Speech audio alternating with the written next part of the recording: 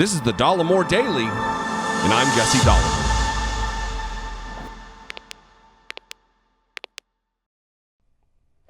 Using the words conservative thought leader all in the same sentence is kind of dumb because those things don't belong together. Because really they're not leaders at all, and they're really not thoughtful. And certainly the leaders that they look to are just hypocrites. Yesterday, Derek Chauvin was convicted on all 3 counts of unlawfully killing George Floyd.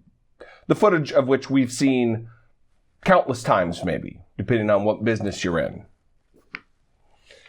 And it was a horrific crime.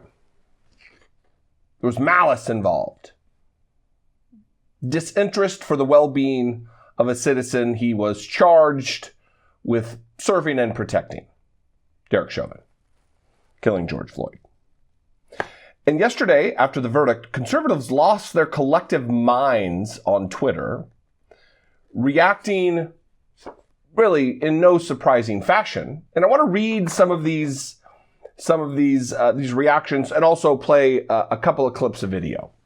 The first is Tim Pool, who is a little Nazi sympathizer journalist who is an anti-Antifa YouTuber, I guess is how you would categorize him.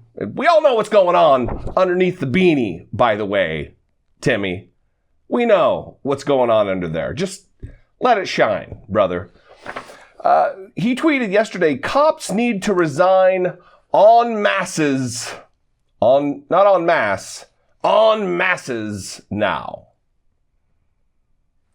Why should cops, listen, the conservative narrative around police brutality, especially related to the killing of unarmed black men in this country, is that, it's only a few bad apples. There's only a few bad cops. The overwhelming majority of cops in America are good, decent, upstanding citizens who care about their jobs, even though they're not powerful enough to impact the bad apple's behavior. They can't root out the evil within their ranks. Maybe they're not that good. But anyway, that's neither here nor there, I guess. But there's this call going out that just wait, cops are going to start resigning now. Cops are going to start resigning because they're not allowed to murder citizens under their charge. They're not allowed to, without even a gun, just brutally kill citizens that they have detained, they have handcuffed in broad daylight on the street in front of a throng of witnesses. They're going to quit because they're not allowed to kill anymore. That's a sentiment that's being tweeted, that's being said out loud in America right now. A similar sentiment, Steven Crowder, racist troll. Of course there was going to be a pivot. Expect more police to quit in the coming weeks. All right. Great. I mean, the left has been calling for abolishing police in extreme cases, certain far left individuals. And then more moderate progressives have said to defund the police, to reorganize and restructure the manner with which we fund police departments, taking the load off them to have them deal with the crimes that really need police attention, and away from community policing, where they end up shooting and killing members of the community. But they're going to quit. Of course, it wouldn't be a cultural touchstone in America, especially related to race, if we didn't have Tomi Lahren, the little alt-right princess, sounding off. She tweeted this: "Is the Foot Locker safe tonight? Should be, right? Justice, right? No need to steal in the name of George Floyd anymore, right? Ghoul. Sickening, racist POS. Tomi Lahren. Which brings us to a man who works for Ben Shapiro, Matt Walsh. He tweeted, and I have video of him next, George Floyd's death will go down as the most consequential drug overdose in history. Medical experts testified. There's an autopsy. We know that it was not a drug overdose because the drug they claim he was overdosing on would leave him catatonic. Fentanyl is a ridiculously powerful opioid that stops the heart, that stops the lungs. You die that way. You don't talk. You don't, hey, get off me. You're hurting me. I can't breathe. You're not crying out to your mom when you're dying of a fentanyl overdose. Matt Walsh. Which leads me to a video clip of Matt Walsh. Watch this. He's at a round table with Ben Shapiro and others talking about it. And it should be no surprise that he is contradicting himself, but it is just in rapid fire succession, the illogical hatred that he is showing. Watch this. Hours after the judge in the case reprimanded Maxine Waters, who flew from D.C. to the city before the jury had started deliberating to demand a guilty verdict. In fact, she demanded a verdict on premeditated murder, which he wasn't even charged with. And first of all, that whole Maxine Waters going to Minneapolis, what else could that be other than an attempt to intimidate and tamper with the jury? What other motivation could you have to fly as a high-ranking politician to the city where this local murder trial is happening and demand that the jury come to a verdict? Either you believe in fair trials or you don't. Either you want the jury to weigh the evidence and come to a decision or you don't. It's clear that they don't here. The problem, the irony is that the only verdict we could really trust is an acquittal on all counts. I think that would have been the right verdict, but it's also the only one you can trust because it's the only one that couldn't have been motivated by anything but a look at the evidence. But with this verdict, you have to obviously wonder, is that how they saw it when they investigated the evidence? Or are they coming to this decision because they know their lives might be over, might be ruined if they came to any other decision? They know that the media is going to leak their identity, and they're going to be looking over their shoulder for the rest of their lives. Right, they had a choice. They could be the heroes of the Republic today, or they could be the greatest villains in the history of the Republic today. Yeah. Did you hear and see what just happened there? He says, either you believe in fair trials or you don't.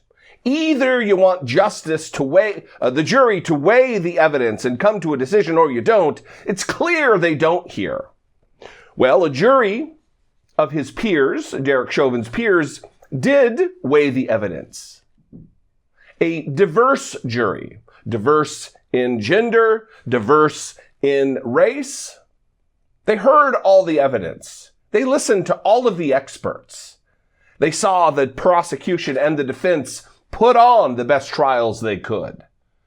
And they came to the conclusion that Derek Chauvin killed unlawfully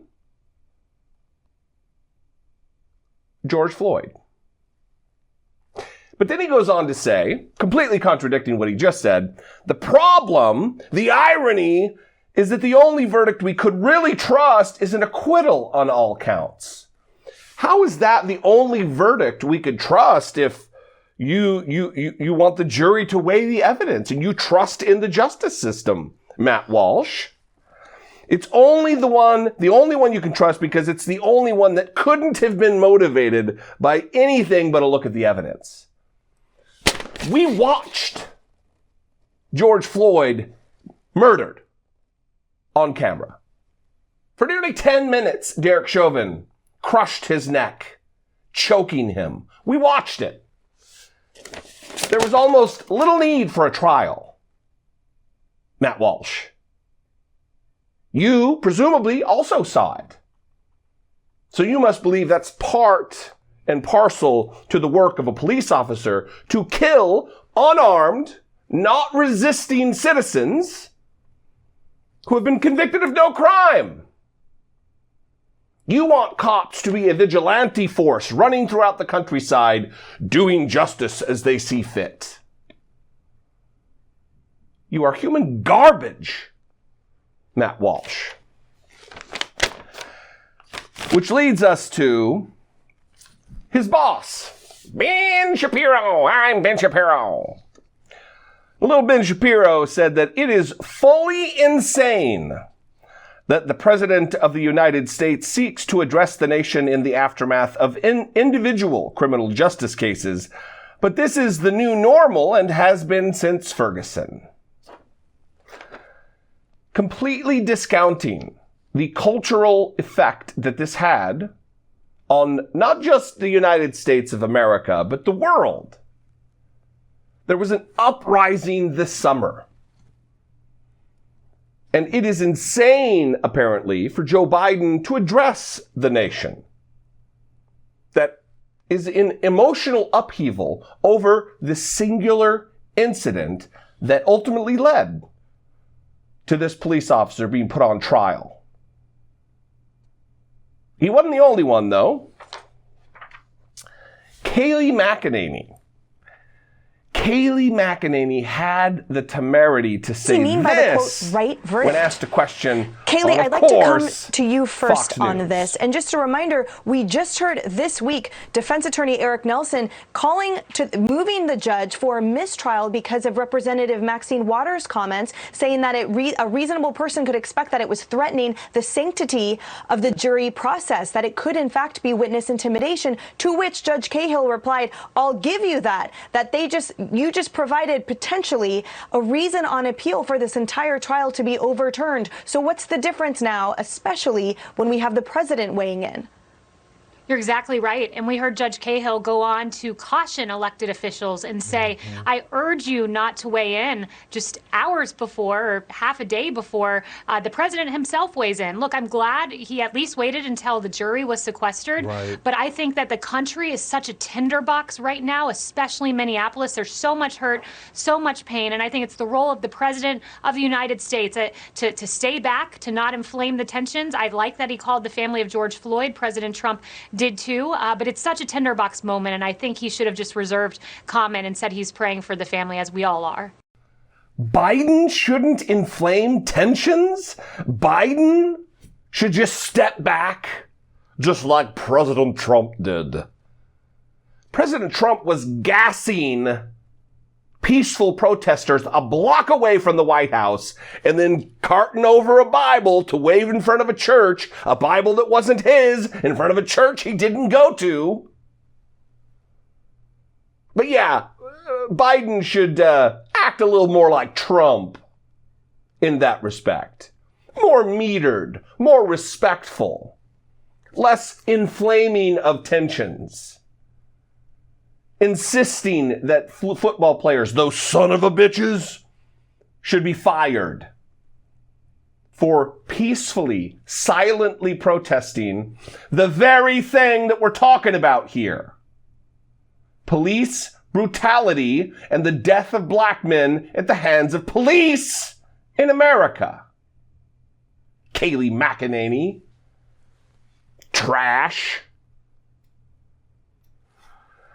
There will be more of this to come, of course, in the days that follow, because they got to get their clicks.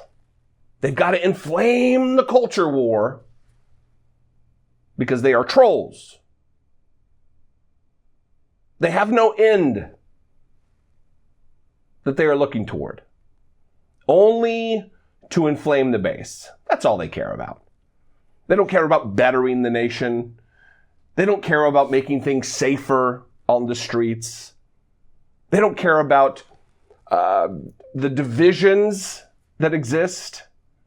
They don't care about a more racially harmonious society. In fact, they want the opposite of those things. And their behavior on a daily basis shows that. What do you think, though? I would love to know. Call, leave me a voicemail, 714-576-4054. Of course, you can always email me daily@dollemore.com. I'd love to hear from you. Follow me on social media. I'd love to connect with you there. That is nearly always a good time. You can check out my podcast. We've started filming, or we're going to start filming every once in a while and putting it on YouTube as kind of a taste of what the podcast is about. But if you'd like to subscribe and listen, we're on Spotify, Apple Podcasts, wherever podcasts are. That's where we are. It's called I Doubt It. I would also encourage you to consider if you are in a financial position to do so. Not if it's going to be a stress or a strain or a problem. My content is free, and it always will be. But if you'd like to support my efforts here, if you'd like to help produce my work, click the join button right there below the video. See what's involved. For as little as $2 a month, you can help support and produce this work here on YouTube. I would appreciate your support very much. Thank you, and I'll see you next time. Until I do, be genuine and take care of one another.